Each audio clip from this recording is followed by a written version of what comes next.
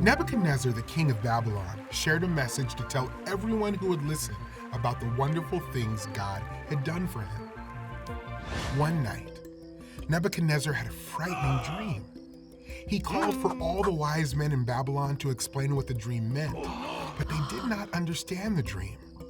Finally, Nebuchadnezzar told Daniel about the dream. I saw a big, strong tree. Its top was in the sky, and everyone could see it. The tree had beautiful leaves and fruit, and animals lived in and around the tree. An angel came down from heaven and said, "Cut down the tree. Take off its leaves and fruit. Let the animals hurry away." The angel said only the stump and roots would be left in the ground.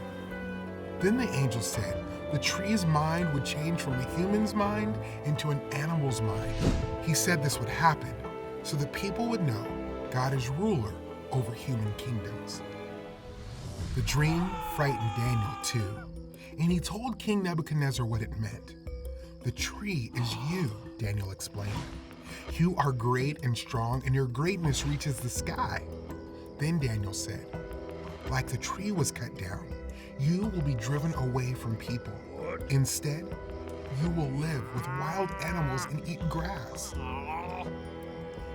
Like the stump was left in the ground, your kingdom will not be completely destroyed. It will be restored when you acknowledge that God rules over everything." A year later, the king's dream came true. He walked on the roof of his palace and said, "Babylon is great. I built this kingdom with my power and for my glory." Suddenly, the king heard a voice from heaven. "King Nebuchadnezzar, you will be driven away from people. You will live with wild animals and eat grass until you acknowledge that God rules over everything." Nebuchadnezzar was driven away from people. He ate grass like cattle. His hair grew like eagle's feathers, and his nails grew like birds' claws. After some time, Nebuchadnezzar looked up to heaven and praised God. He acknowledged that God rules everything. His kingdom was restored to him, and Nebuchadnezzar gave glory to God.